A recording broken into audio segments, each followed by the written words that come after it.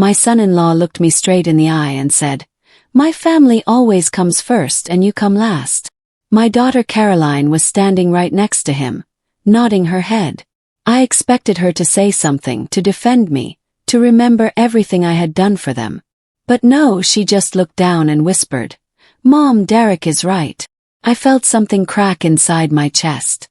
It wasn't dramatic. It was silent, like a dry branch snapping under the weight of snow. Smiled. I told them, "Good to know." And in that moment I decided that I would have priorities too.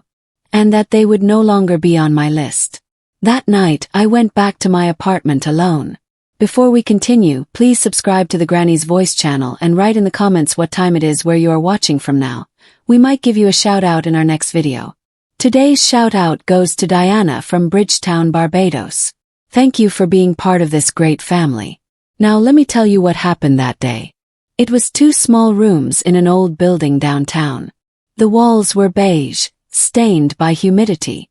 The linoleum floor creaked when I walked.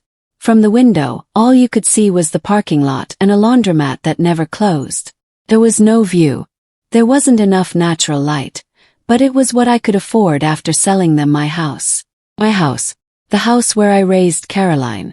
3 bedrooms, a garden full of roses, a spacious kitchen with windows looking out to the backyard.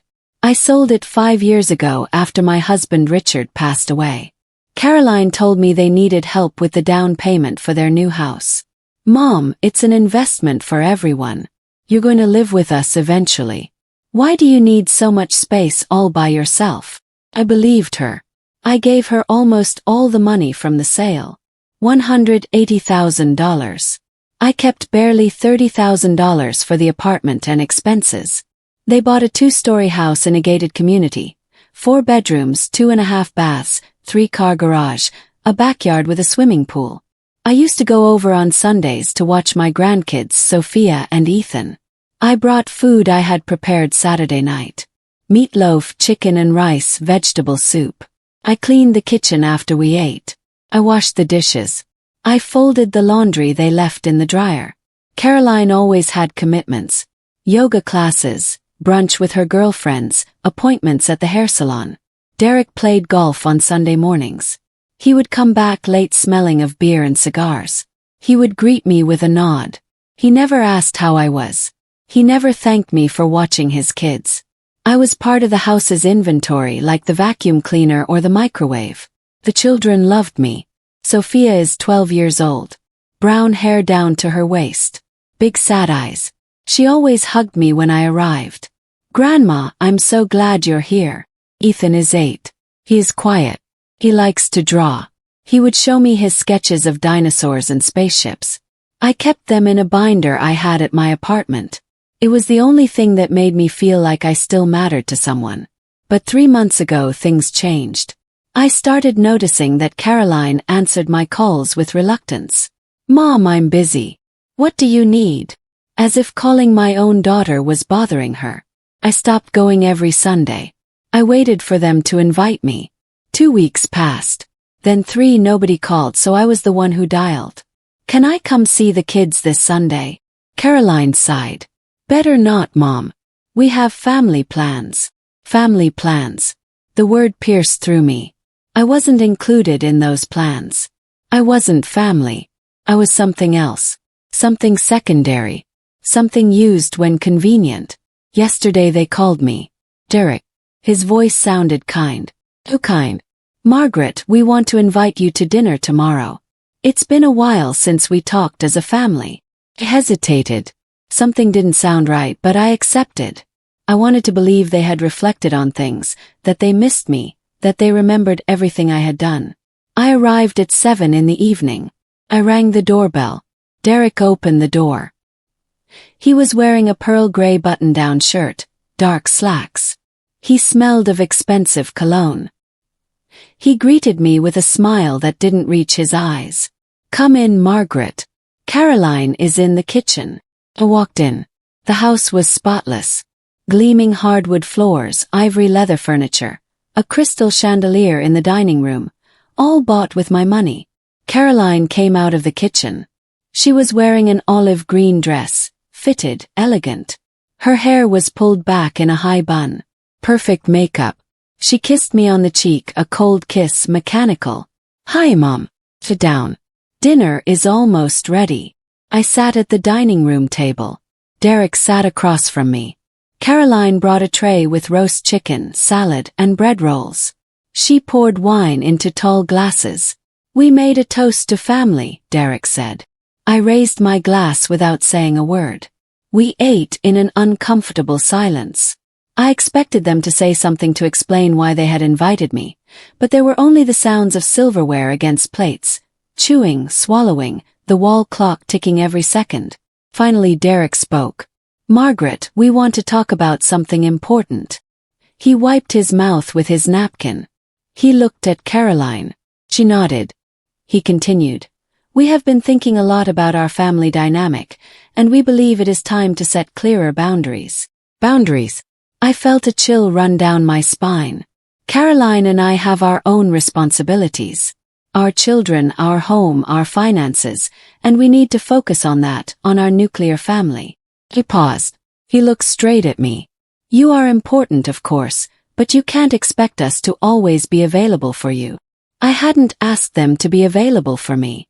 I was the one who was always available for them. Caroline took the floor. Her voice sounded rehearsed. "Mom, you understand, right? We have to think about ourselves first, about Sophia and Ethan, about our future." She took a deep breath. And then she said it. "My family always comes first, you come last." The silence that followed was dense, heavy, like molten lead. I looked at my daughter, the girl I breastfed for a year, the girl I nursed when she had pneumonia at 5 years old, the teenager who cried in my arms when her first boyfriend dumped her, the woman to whom I gave everything, literally everything. I waited for her to take it back, to say she expressed herself poorly, that she didn't mean that. But she didn't. She just looked at me waiting for my reaction. "Mom, Derek is right," Caroline added. Her voice was firm. There was no doubt. There was no regret. I could have stood up. I could have screamed. I could have cried, but I didn't do any of that. I took my wine glass, took a sip. I set it on the table carefully. Smiled. Small smile. Good to know," I said. Derek blinked, confused. Caroline frowned. They expected drama. They expected tears. They expected me to beg. I gave them none of that. I stood up. I folded my napkin. I placed it next to the plate. "Thanks for dinner. It was delicious." I walked toward the door. I grabbed my purse, my keys. "Mom." Caroline followed me to the entryway. "Are you okay?" "Perfectly fine," I replied. "You just clarified something very important to me, and I thank you for it." I left that house. I got into my car, an old silver sedan with dents on the rear door. I started the engine. I drove through empty streets to my apartment. That night I couldn't sleep. I sat on the sofa in my apartment, staring at the wall. The beige paint was peeling in the corners. There was a water stain that looked like a map. I thought about everything I had lost to get here, to this small place, to this loneliness. I remembered when Caroline was born. It was a difficult birth. 18 hours of labor. Richard, rest his soul, was with me the whole time. He held my hand. He wiped the sweat from my forehead. When the nurse finally placed Caroline in my arms, I cried. She was perfect, small, fragile, mine. The first years were beautiful. I worked part-time at a fabric store. Richard was an accountant at a construction company. We didn't have much money, but it was enough. We lived in a one-bedroom apartment. Caroline slept in a crib next to our bed. At night, I nursed her while listening to her soft breathing. It seemed like a miracle that something so perfect had come out of me. When Caroline turned 4, we bought our first house. It was small, but it had a garden. I planted roses by the entrance. Coral and pale yellow roses. Caroline helped me water them. She got her hands dirty with soil. She laughed. That sound was the most beautiful thing in the world. Richard worked long hours. He left at 6 o'clock in the morning. He returned at 8 at night. I left my job to care for Caroline full-time. I cooked, cleaned, took her to school, helped with homework. We were happy. Oh, that's what I thought. When Caroline was 12, Richard suffered his first heart attack. He survived, but the doctors said he had to slow down. Less stress, better diet. He left his job and opened a small accounting consulting business from home. Income went down. I went back to work. I got a job at a bakery. Early morning shifts. I left at 4 o'clock in the morning. I returned at noon. I slept 2 hours and prepared lunch. I helped Caroline with homework. We ate dinner together. I went back to sleep early to get up again at 3:30. Caroline never complained. She was a good student, responsible, organized. But something changed when she entered high school. She became distant. She spent hours locked in her room. She spoke little at dinner. When I asked her if everything was okay, she answered, "Yes, Mom. I'm fine." But her look said otherwise. At 17, she met Derek. He was 19. He was studying business administration. He came from a wealthy family. His father owned a chain of hardware stores. Derek drove a new car. He wore brand-name clothes. He took Caroline to expensive restaurants. I was suspicious. Something about the way he looked at me made me uncomfortable, as if I were inferior, as if I didn't deserve to be in the same room as him. But Caroline was in love, and I wanted her to be happy. They got married when she turned 23. I organized the wedding. I booked the venue, the catering, the flowers. I paid for everything with the savings Richard and I had, $12,000. It was everything we had saved in 10 years. But it was my daughter's wedding. It was worth it. The ceremony was beautiful. Caroline wore an ivory dress with lace on the shoulders. She looked radiant. She walked down the aisle on her father's arm. I cried in the front row. Tears of happiness, of pride, of hope. After the wedding, Caroline moved in with Derek to an apartment in a residential area. I visited her every week. Brought food. Helped her clean. She seemed happy, but there was something in her eyes that worried me. A quiet sadness, a resignation. 2 years later, Sophia was born. Caroline had complications during the pregnancy. High blood pressure, risk of preeclampsia. She was on absolute bed rest for the last 3 months. I went every day. I cooked, cleaned. I did the grocery shopping. Derek worked all day. He arrived late. He almost never asked how Caroline was. When Sophia was born, I was at the hospital. Caroline had an emergency C-section. I waited outside the operating room for 2 hours. Prayed. Cried. Finally, the doctor came out. Everything went well. Mother and daughter are stable. I went in to see her. Caroline was pale, exhausted. She held Sophia against her chest. She looked at me and smiled. "Thanks for being here, Mom." The first months were difficult. Sophia cried a lot at night. Caroline didn't sleep. Derek slept in the guest room because he had to get up early for work. I stayed with Caroline several nights a week. I held Sophia. I rocked her. Changed diapers. I prepared bottles. 3 years later, Ethan was born. Another complicated pregnancy. Another C-section. I was there again, caring, cooking, cleaning, being the safety net that no one else was. Meanwhile, Richard was getting worse. His heart was weak. The doctor said he needed surgery, a new valve. The procedure cost $45,000. Insurance covered half. We needed the rest. I asked Caroline for help. She and Derek already had a good income. Derek worked at his father's company. He earned well. They lived comfortably. I explained the situation to them. "He is your dad," I told her. "He needs this surgery to live." Caroline talked to Derek. He said they could lend $5,000. No more. "We have our own expenses, Margaret. The kids, the mortgage. We can't commit to more." $5,000.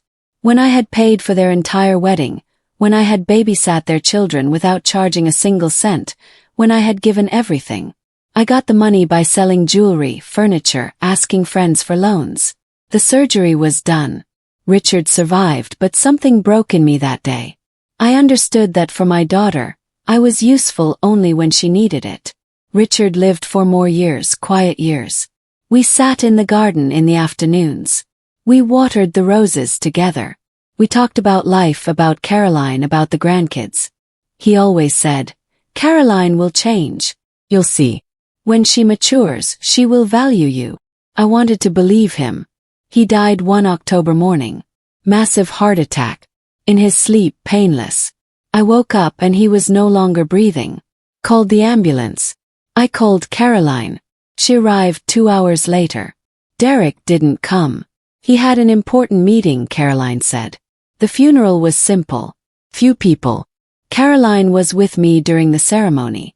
But after burying him, she left me alone at home. "Mom, I have to pick up the kids from school. You'll be fine." She didn't wait for my answer. I stayed alone in that house full of memories. Every corner spoke to me of him, of us. I couldn't stay there. I told Caroline I would sell the house. She got excited. "Mom, we actually need help buying a bigger house. The kids are growing. They need their own space." And that's how I lost my home, my garden, my roses. All to help a daughter who was now telling me that I came last. 2 weeks passed after that dinner. 2 weeks in which I didn't receive any calls. No messages, no visits. It was as if Caroline and Derek had erased my existence from their lives. And strangely, I felt calmer than ever. I stopped sending messages asking about the kids. I stopped calling on Sundays.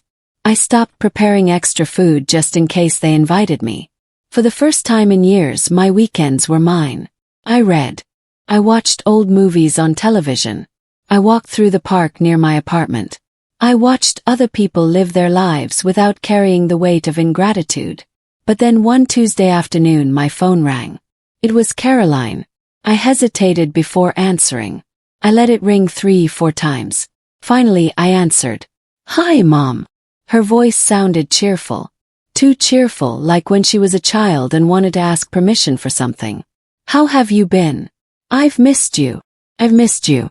The words sounded hollow. "I've been fine," I replied. My voice was neutral, cold. "Mom, I want to invite you to something special. This Saturday is Sophia's birthday. She's turning 13. You know, it's an important age. We want to have a family gathering. Nothing too big, just us. The kids miss you a lot." "The kids?" She always used the kids as bait.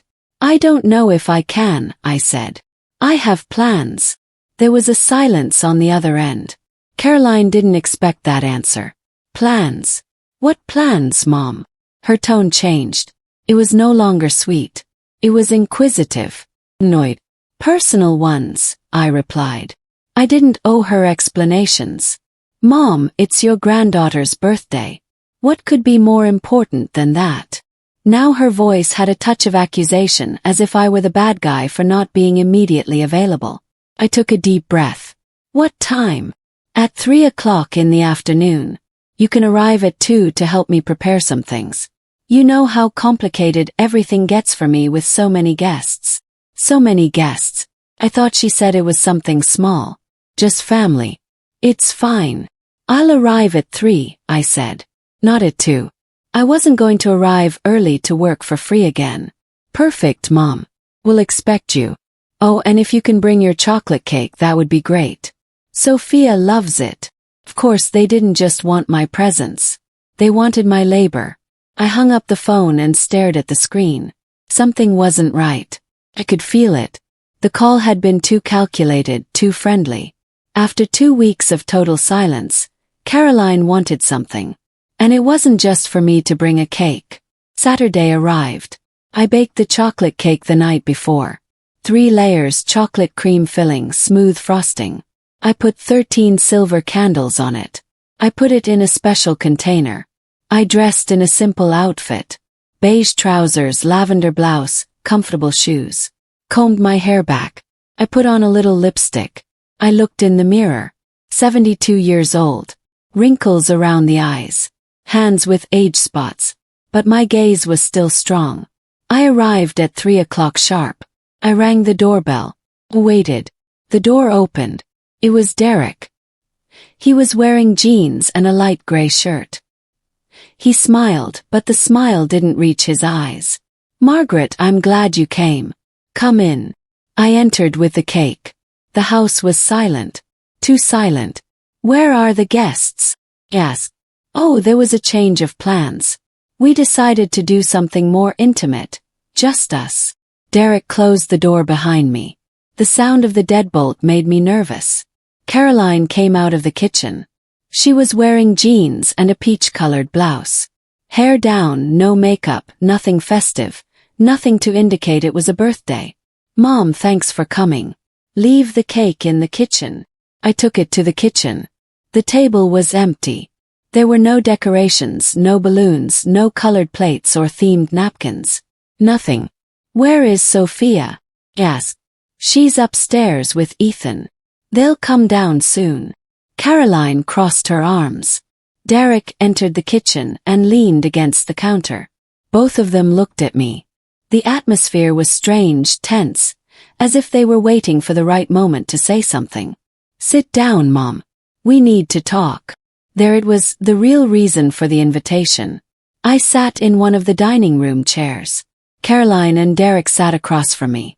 He took her hand. A united gesture, a common front. Mom, we've been thinking a lot about what we talked about last time, about setting boundaries. Caroline spoke slowly, measuring every word. And we believe it is important that we have a deeper conversation about expectations. Expectations. What a convenient word. Derek cleared his throat. Margaret, we appreciate everything you've done for us. Truly, but we've noticed that sometimes you have certain expectations about our time, about our attention. And that can be complicated. I hadn't asked for anything, not even a call once in a while. We want you to understand that our priority is our children, our marriage, our stability. Caroline looked at me as if she were explaining something to a small child. We can't be looking out for you all the time. I haven't asked you to look out for me, I said. My voice was calm, firm. Well, not directly, but your constant calls, your unannounced visits. Derek pointed his index finger at me as if I were the problem. I haven't called in 2 weeks. I have never visited without announcing it. Caroline sighed, impatient. Mom, it's not about that. It's about us needing space. We need you to respect our boundaries. What boundaries? I asked. Tell me clearly what you want. Derek and Caroline looked at each other. Something passed between them. Silent signal. We want you to stop showing up on Sundays expecting us to invite you to lunch, said Derek. We want you not to call more than once a week. We want you to understand that we aren't always going to be available for you. Every word was a slap. Anything else? Yes. Caroline took a deep breath. Yes. We want you to stop bringing food every time you come. It makes Derek feel like you're criticizing my cooking. I had never criticized anything. I just wanted to help. I just wanted them to eat well. Understood, I said. I stood up. Can I see Sophia before I go? She's busy with her things, said Caroline quickly. Better another day. Another day that would never come. The cake is in the kitchen. Enjoy it. I walked toward the door. Mom, don't leave angry. We just want things to be clear between us. Caroline followed me. Her voice now had a touch of worry. Not for me, for how she looked. I'm not angry, I said. And it was true. I no longer felt anger. Felt clarity. Everything is very clear now. Open the door. Before leaving, I turned around.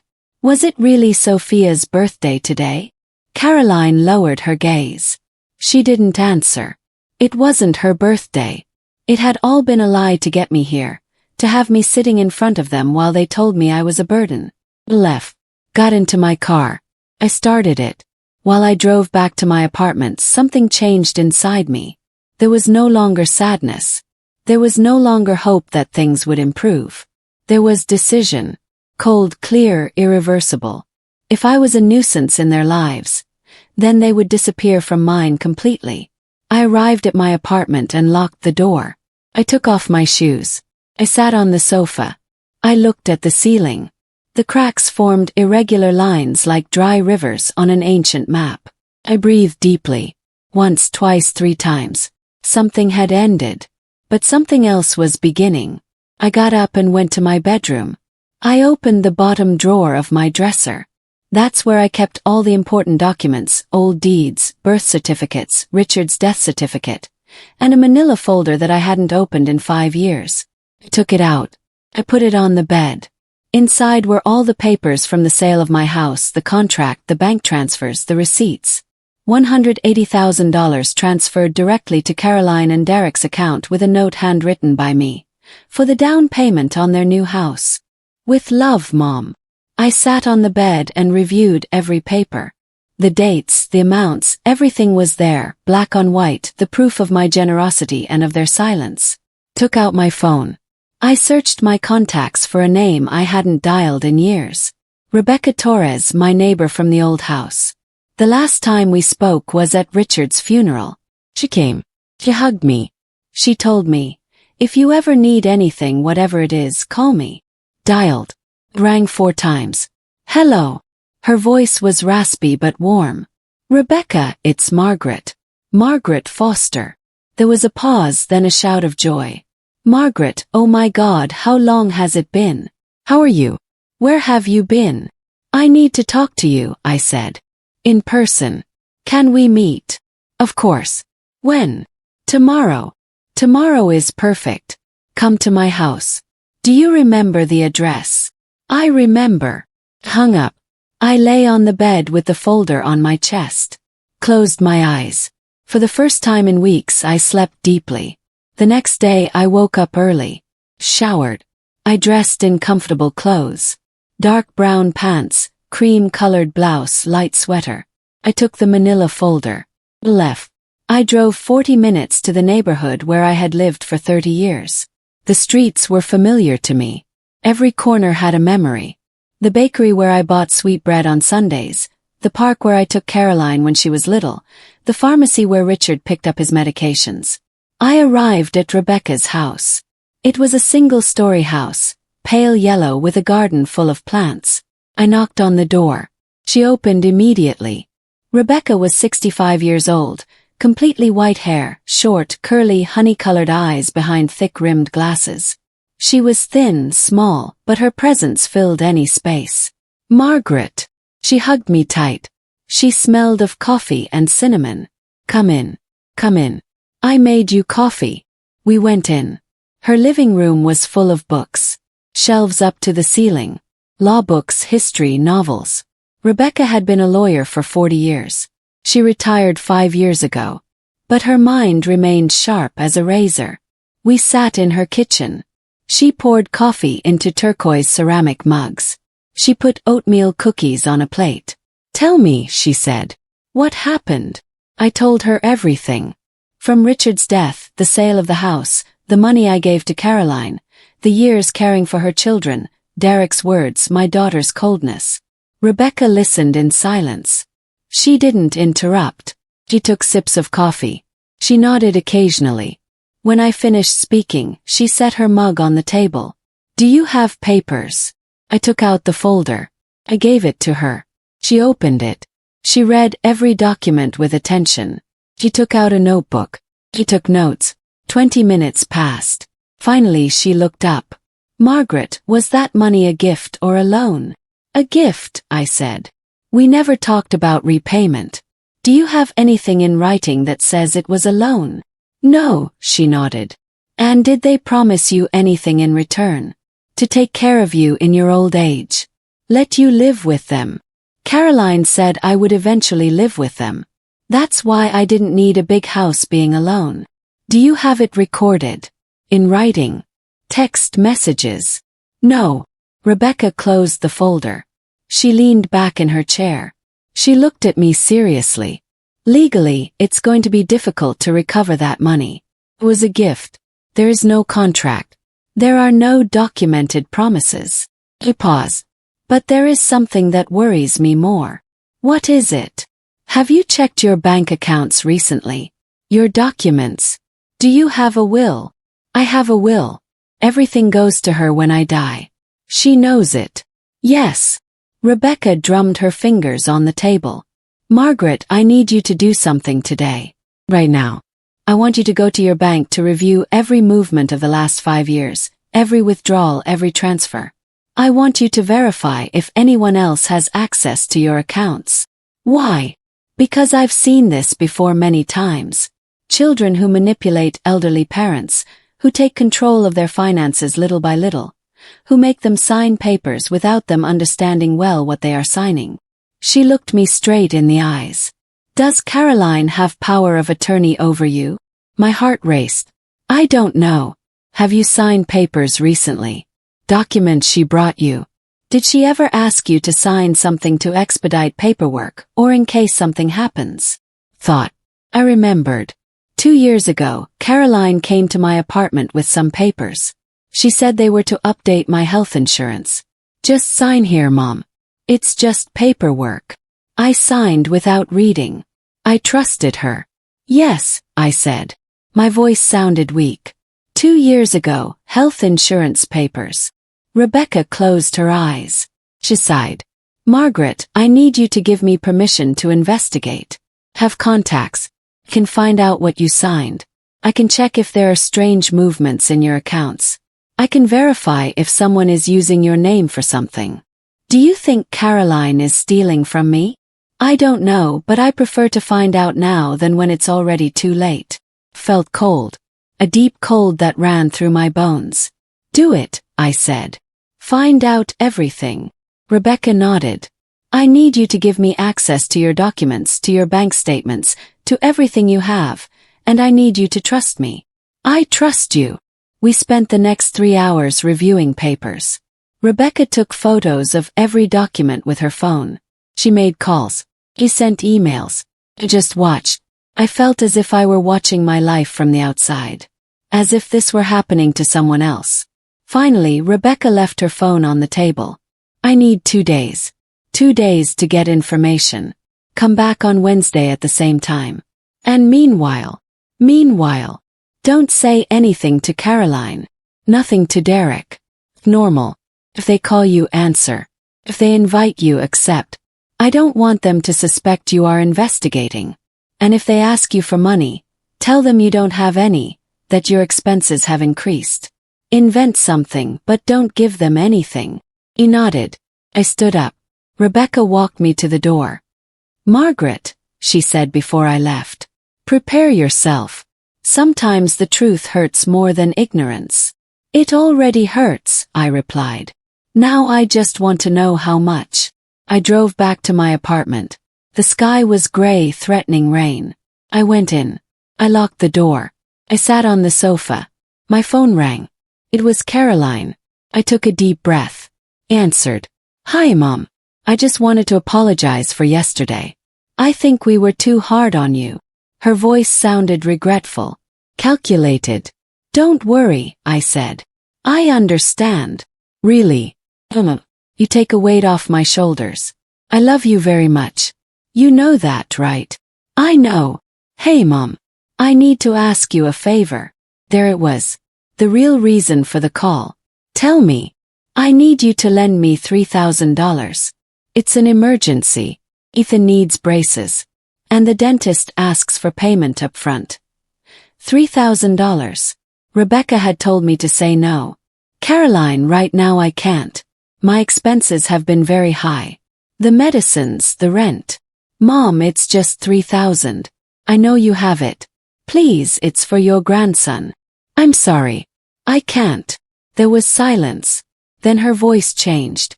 Became cold. I see. Well, okay. Goodbye. She hung up. I stared at the phone. Something was wrong. Very wrong. And in 2 days I would know exactly what. 2 days passed slowly. Too slowly. Every hour felt like a full day. I tried to keep myself busy. I cleaned my apartment. I watched television without paying attention. I cooked meals I barely tasted. My mind was elsewhere, on what Rebecca might discover, on what Caroline might have done. On Tuesday night, Caroline called me again. Mom, we got the money for Ethan's braces. A friend of Derek's lent it to us. But I wanted to tell you that it hurt that you told me no after everything we have done for you. Everything they had done for me. What an interesting way to see things. I'm glad you got the money, I said. My voice was flat. Yes. Well, I just wanted you to know. She hung up without saying goodbye. Wednesday finally arrived. I got up at 6 o'clock in the morning, even though my appointment with Rebecca was at 10 o'clock. Showered. I dressed. I drank coffee. Waited. At 8:30 I couldn't take it anymore. I got into my car and drove toward her house. I arrived 40 minutes later. I knocked on the door. Rebecca opened immediately. Her expression was serious. Too serious. "You're early," she said. I couldn't wait any longer. She nodded. "Come in. You need to sit down for this." We entered her living room. On the coffee table was a thick folder, dark brown, closed with rubber bands. I sat on the sofa. Rebecca sat across from me. She put the folder between us. "Margaret, before opening this, I need you to breathe. I need you to be prepared. Just tell me." Rebecca opened the folder. She took out several documents. She put them on the table one by one. "First, the papers you signed 2 years ago. They weren't to update your health insurance." She showed me a sheet. "This is a power of attorney. A broad and permanent power of attorney. You gave Caroline total control over your finances, your properties, your medical decisions, everything." I felt the floor move beneath me. I didn't know. "I know. She deceived you. And what is worse, she did it before a notary. Your signature is there. It's legal." I took the paper. My hands were shaking. There it was. My signature, big, clear, next to words I never read. Words that gave my daughter absolute power over my life. "But there is more," Rebecca continued. She took out other papers. "Bank statements.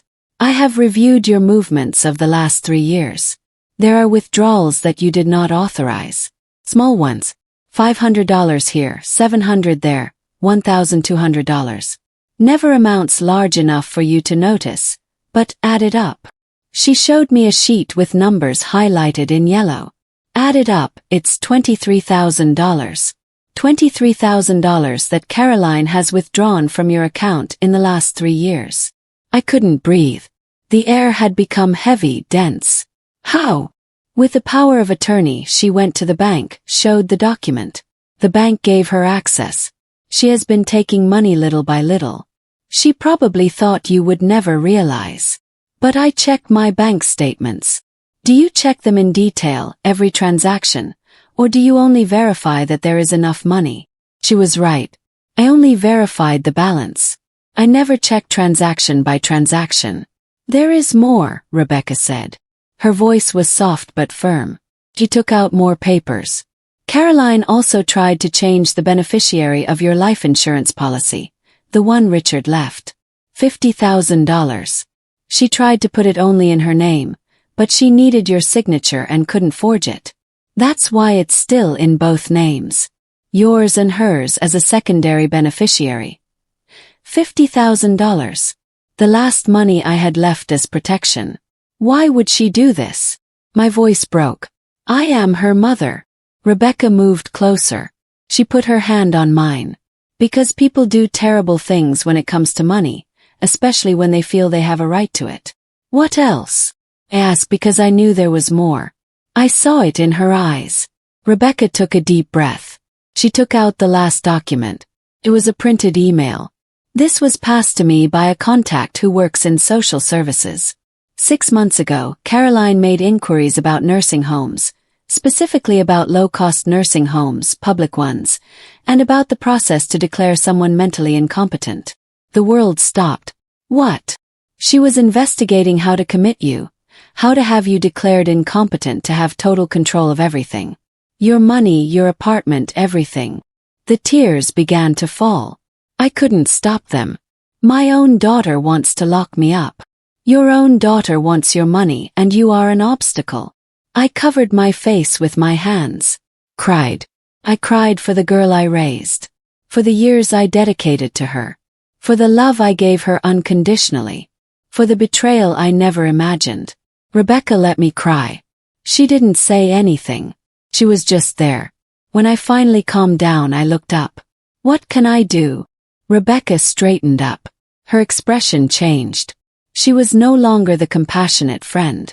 She was the lawyer, the strategist. First, we revoke that power of attorney. Today, I have a trusted notary coming in an hour. You sign the revocation and Caroline loses all access. And if she gets angry, let her get angry. It doesn't matter anymore. What else? You change all your passwords, banking, email, everything. You open a new account at a different bank. You transfer your money there. You close the old account. I nodded, taking mental notes. You change the beneficiary of your life insurance. You remove Caroline completely. If you want, you put it in the name of a charity or leave it without a beneficiary until you decide what to do. Yes. And finally, Rebecca paused. We file a report for fraud, for elder financial abuse.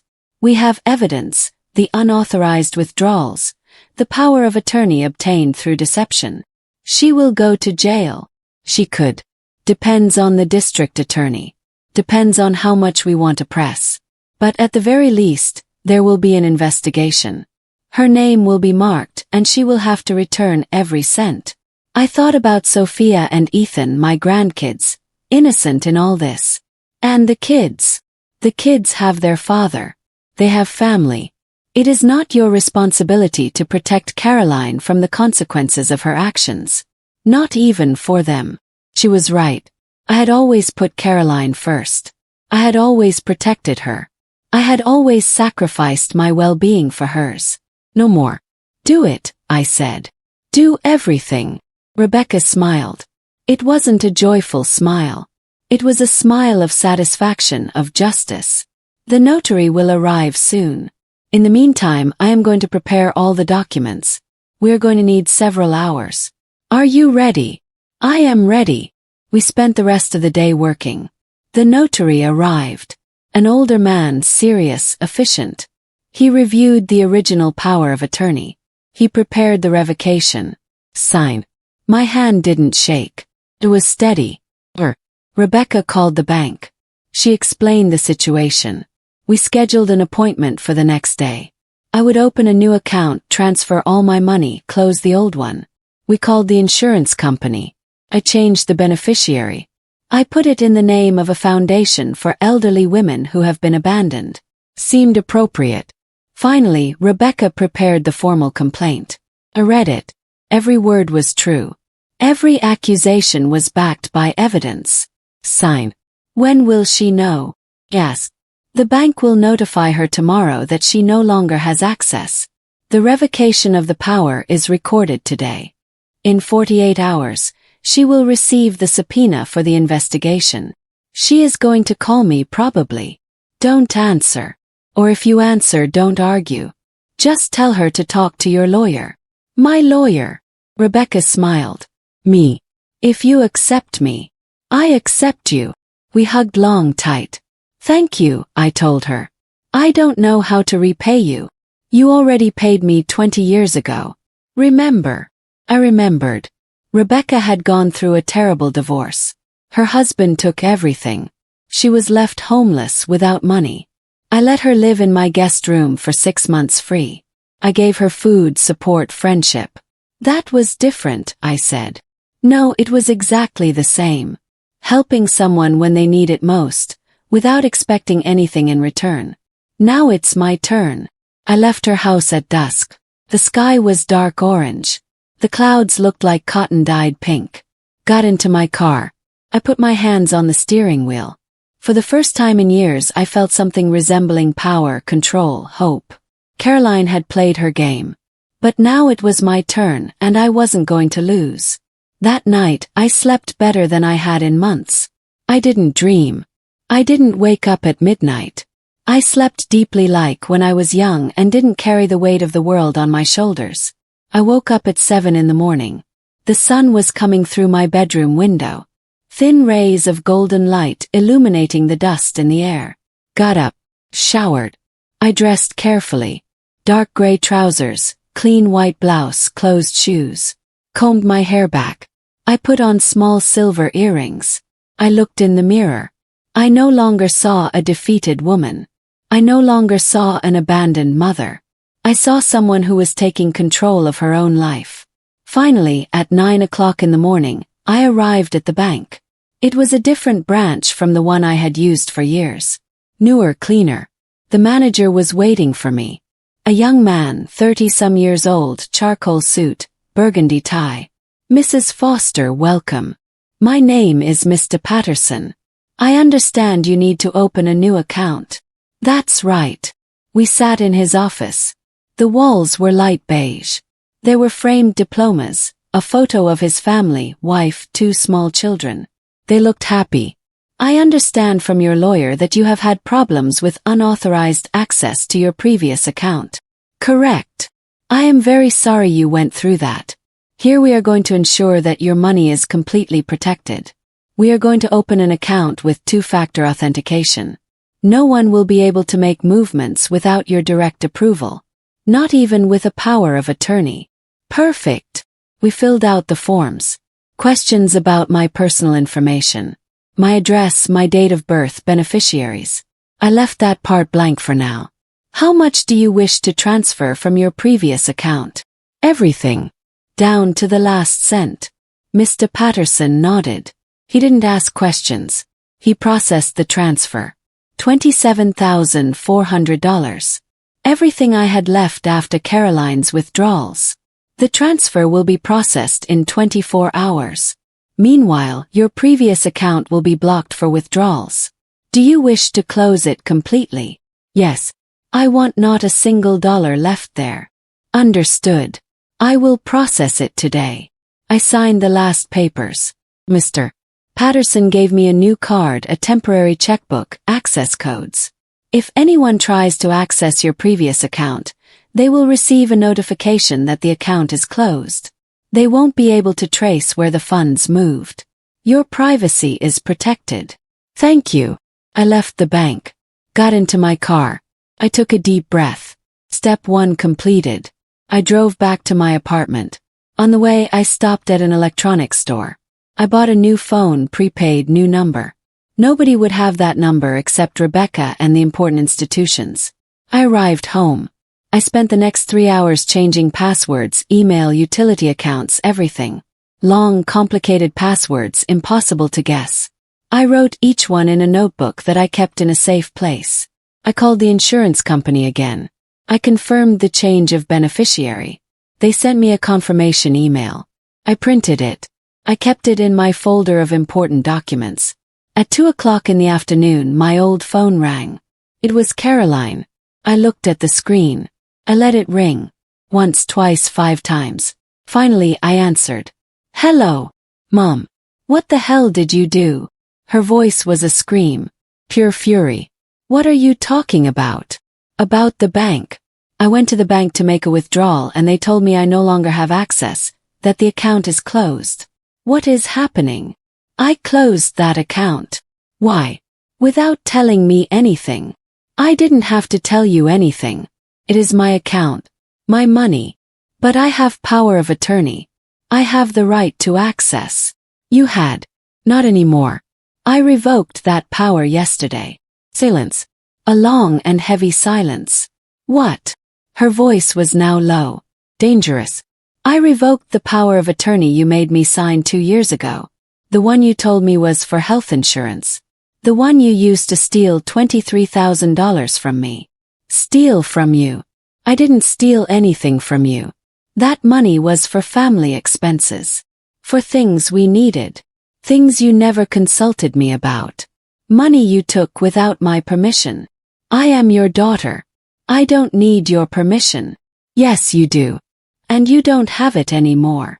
I heard her breathing fast, agitated. Mom, I don't know who put those ideas in your head, but you are making a mistake. I have only tried to help you, to protect you. Protect me. Investigating nursing homes to commit me. Looking for how to declare me incompetent. Another silence. This one longer. Who told you that? It doesn't matter who. What matters is that it is true. I was just investigating options in case someday in the future you ended up needing it. I don't need anything from you, Caroline. And I definitely don't need you planning to lock me up to keep what little I have left. This is ridiculous. You are paranoid. You probably have dementia and don't even realize it. Her words were darts designed to hurt me, to make me doubt, but they no longer worked.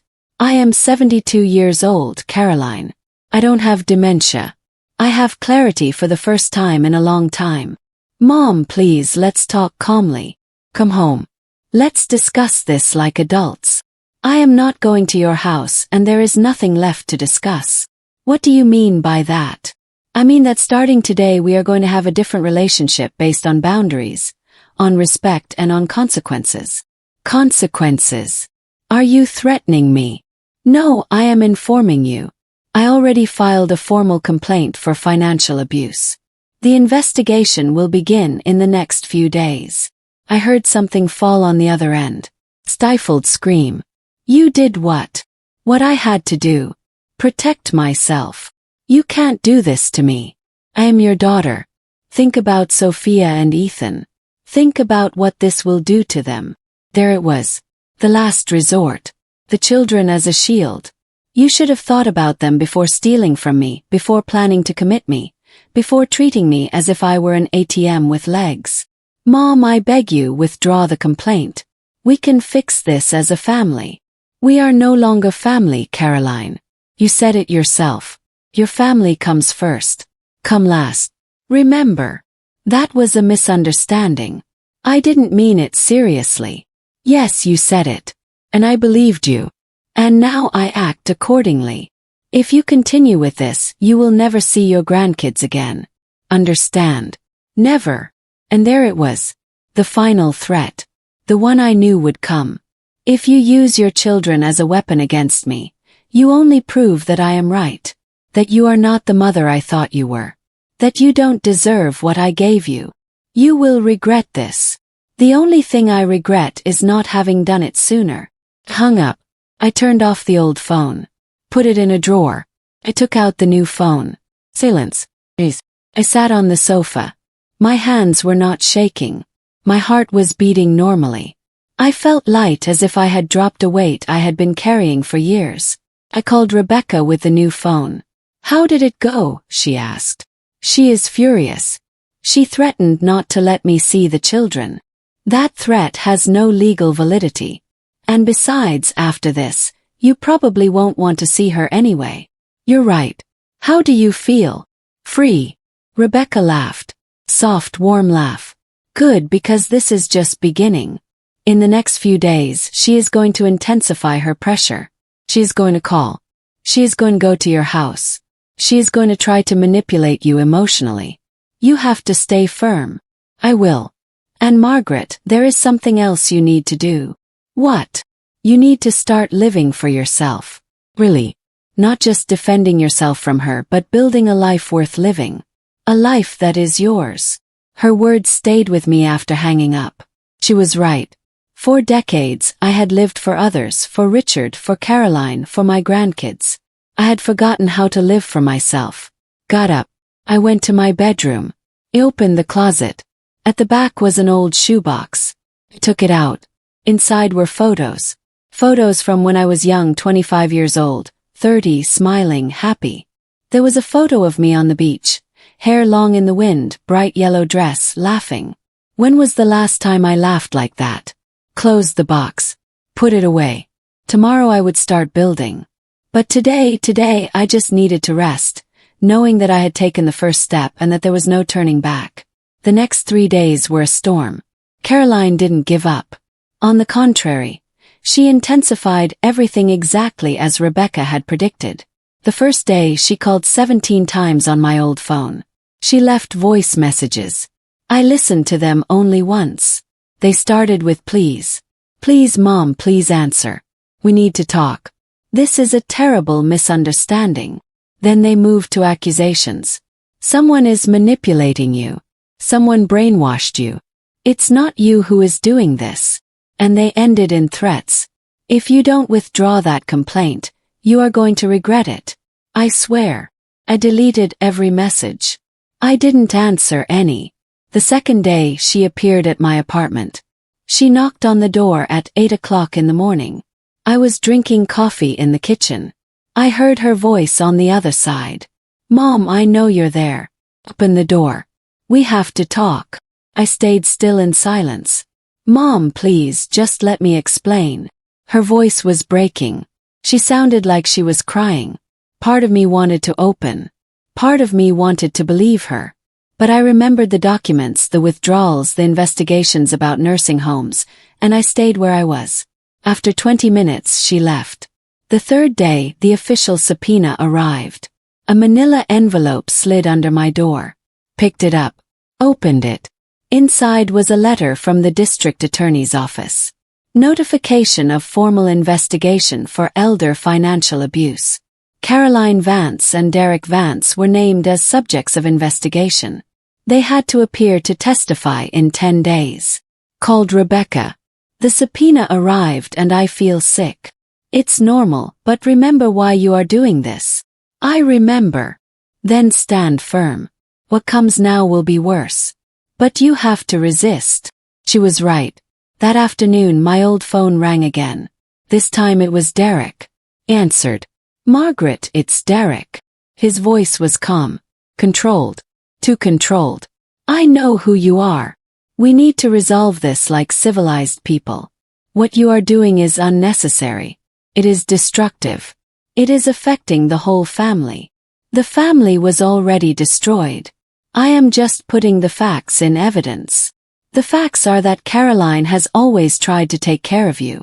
She has always been looking out for you, and you repay her like this? With false accusations. With an investigation that can ruin her reputation. The accusations are not false. I have evidence. Evidence of what? That your daughter used money that you gave her freely. That she tried to help you plan your future. That is not abuse. That is love. Love would be asking me before taking my money. Love would be including me in decisions about my own life. Derek sighed. Margaret, be reasonable. Withdraw the complaint. We can all sit down, talk, reach an agreement.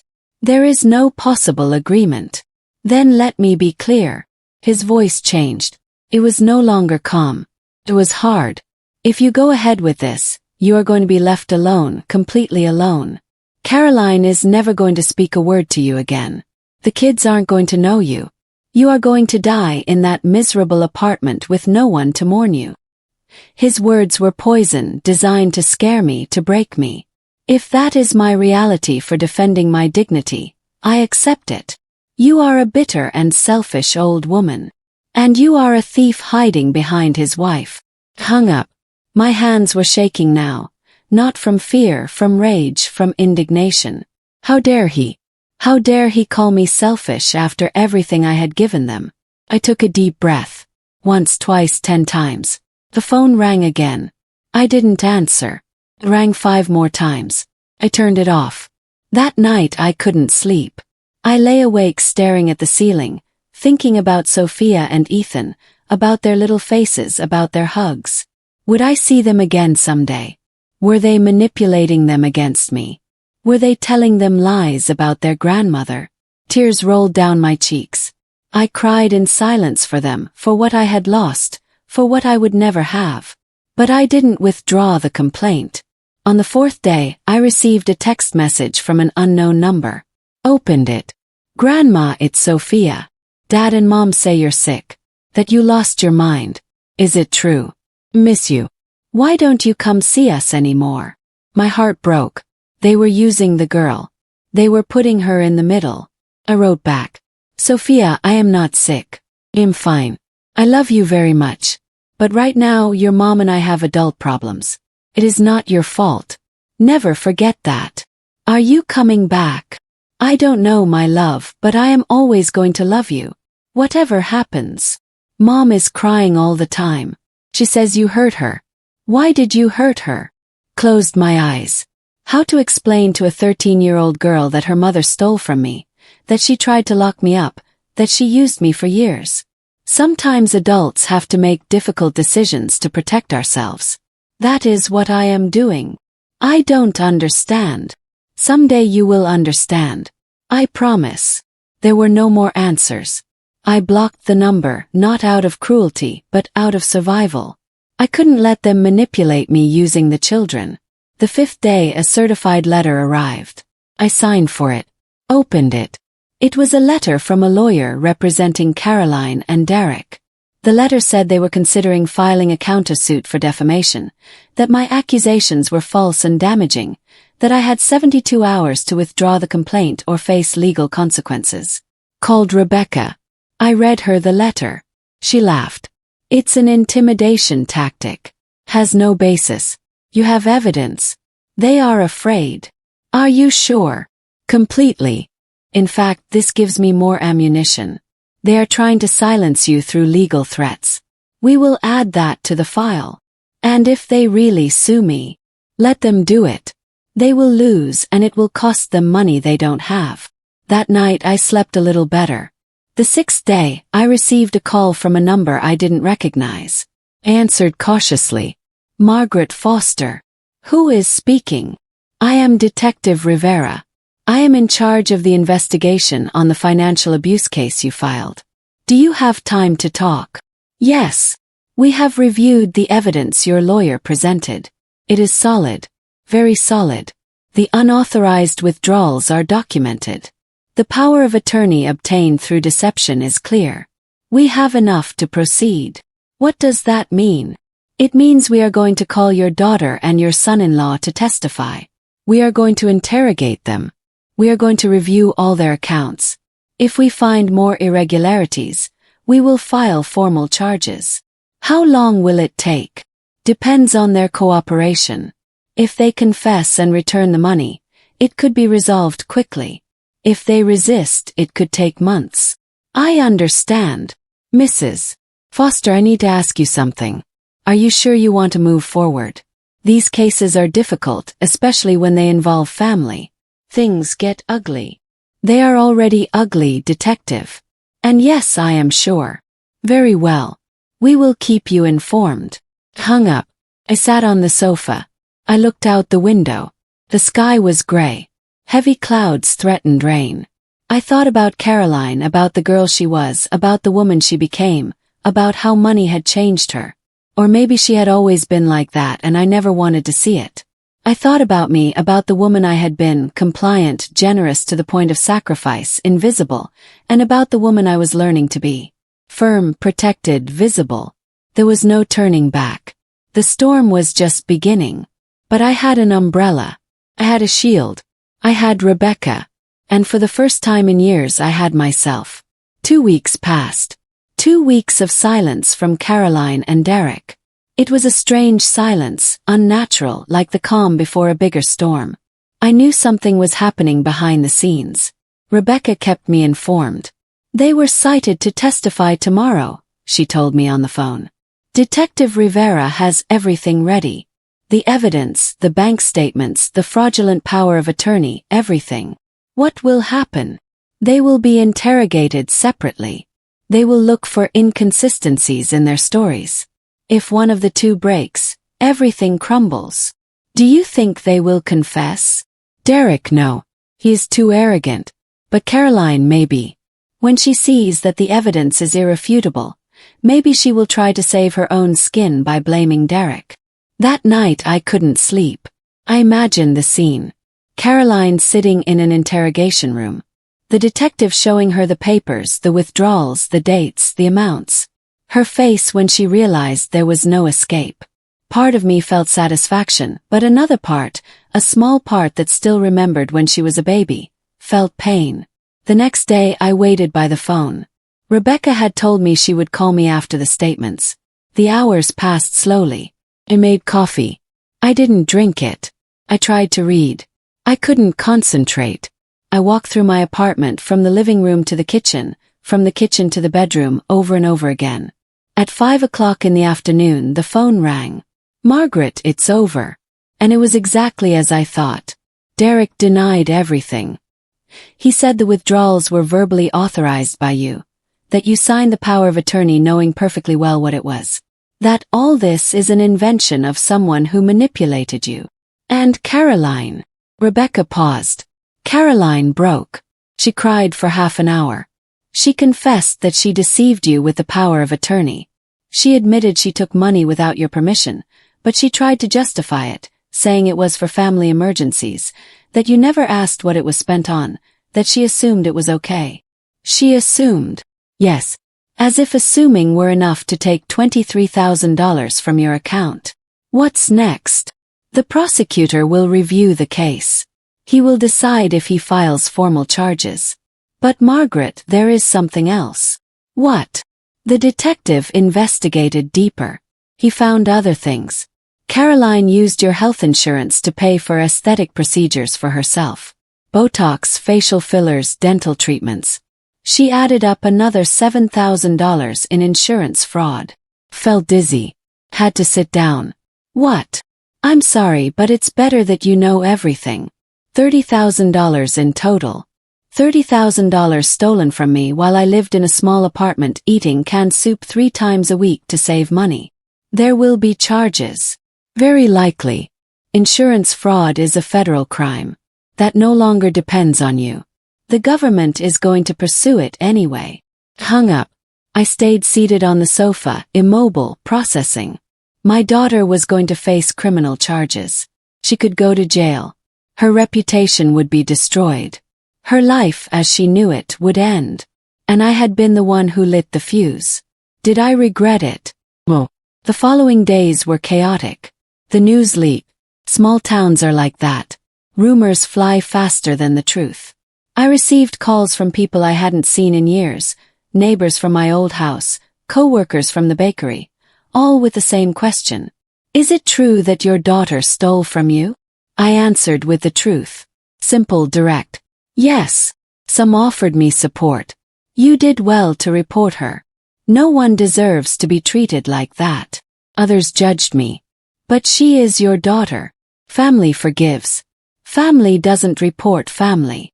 I stopped answering the phone. A week later, Rebecca called me early in the morning. Turn on the news. Local channel. Now. I turned on the television. I searched for the channel. There was a report. Local woman accused of defrauding her elderly mother. Caroline Vance, 38, faces charges for first-degree elder financial abuse and health insurance fraud. According to court documents, Vance obtained power of attorney through deception and withdrew more than $30,000 from her mother's accounts over 3 years. They showed a photo of Caroline, an old photo from when Sophia was born. She looked young, happy, innocent. Then they showed the house. The house they bought with my money. Cameras outside. Reporters knocking on the door. Derek came out. He looked furious. No comment. This is a misunderstanding. Get off my property. He slammed the door shut. The reporter continued. The victim, Margaret Foster, 72, refused to give statements. But her lawyer confirmed that the accusations are true and that there is substantial evidence. I turned off the television. The whole town knew now. Everyone would be talking. Caroline wouldn't be able to go to the supermarket without being pointed at. Derek wouldn't be able to go to work without facing stares. The children would hear things at school. I felt bad for Sophia and Ethan. They had no fault, but neither did I. 2 days later, the prosecutor filed formal charges. First-degree elder financial abuse, health insurance fraud, fraudulent obtaining of power of attorney. Each charge carried possible prison time. The trial date was scheduled for 6 months later. Caroline hired a lawyer, an expensive one, paid probably with money they still had left from what they stole from me. The lawyer tried to negotiate. He offered to return the full money plus interest. He offered a public apology. He offered community service. Anything to avoid jail. The prosecutor consulted with me. Mrs. Foster, if you accept the deal, your daughter will return $32,000. She will do community service. She will have probation for 5 years. She will not go to prison. What do you think? And the insurance fraud. That charge the government will pursue anyway, but they will probably also reach an agreement. Thought. $32,000. More than what they took from me. The freedom of knowing that Caroline faced consequences without completely destroying her life. I accept, I said, but with one condition. Which one? That part of the agreement includes that she and Derek cannot contact me ever again. Permanent restraining order. If they try to approach, They violate the agreement and go to prison. The prosecutor nodded. I can include that. A week later we signed the agreement. Caroline and Derek also signed. We didn't see each other. Everyone signed in separate offices. I received a check for $32,000. I deposited it in my new account. My balance was now almost $60,000, more than what I had before all this started. Caroline served 200 hours of community service in a nursing home. The irony was perfect. Derek lost his job. Mr. Thornton's company didn't want the scandal. They fired him quietly. They had to sell the house. The house bought with my money. They moved to a small apartment, 2 bedrooms, similar to mine. The children changed schools to avoid the bullying to start over. I watched everything from afar, without joy, without sadness, only with the calm of knowing that justice, although painful, had been served. Rebecca visited me one afternoon. How do you feel? Empty. It's normal. You just closed a huge chapter of your life. And now what? Now you live. Really. For you. She hugged me long, tight. She was right. The past was buried. The accounts settled. The betrayal exposed. Now came the hardest part. Building a new life from scratch. At 72 years old. But for the first time in decades, that life would be completely mine. 3 months after the agreement, I woke up one morning and something was different. The light entered through the window differently, clearer, warmer. Or maybe it was me who saw differently. Got up. I made coffee. I sat by the window. I looked at the parking lot below, the cars, people going to work, life happening. And for the first time in years, I felt that I was also part of that life, not just a spectator. I made a decision. Called Rebecca. I want to move. Move. Where to? I don't know yet, but far from here, far from the memories, far from everything. Sounds perfect to me. Do you need help? Yes. I need you to help me sell this apartment and to look for something new. In another city, near the ocean. Rebecca laughed. The ocean. How specific. I always wanted to live near the ocean. When I was young, Richard and I talked about retiring in a coastal town. We never did. There was always something more important. Caroline's studies, the house, the debts, always something. Well, now there is nothing stopping you. She was right. In 2 weeks I sold the apartment. It wasn't worth much, but added to the recovered money, I had enough to start over. Rebecca helped me look. We found a small condo in a coastal town 4 hours away. A single story, 1 bedroom, small kitchen, but it had a balcony. And from the balcony you could see the ocean. I bought it without thinking twice. Packed my things. I didn't have much. Clothes, some books, photos I decided to keep. Richard's. Caroline's when she was a child. My grandkids. Although I would probably never see them again, I wanted to remember that they were once mine. The day of the move, Rebecca came to say goodbye. Are you sure about this? She asked me. Completely. And if you feel lonely. I have been lonely for years, surrounded by people, but lonely. Now, at least it will be a chosen loneliness. We hugged. We cried a little, but they were good tears of closure, of gratitude. Thanks for saving me, I told her. I didn't save you. You saved yourself. I just gave you the tools. Got into my car. The same old silver sedan. I drove for 4 hours. Long highways, landscapes that changed, mountains, valleys, and finally the ocean. When I arrived in town, I got out of the car and breathed. The air smelled of salt, of freedom. My condo was small but perfect. Walls, clean white, light wood floor, large windows, and that balcony. That balcony overlooking the ocean. Anne packed slowly. I arranged my things. I put the photos on a shelf. I hung my clothes. I organized the kitchen. On the 3rd day, I decided to do something I had never done. Learn to drive better, really well, with confidence. I signed up for driving lessons for seniors. The instructor was a young man, patient, kind. He taught me how to parallel park, how to drive on the highway, how not to be afraid.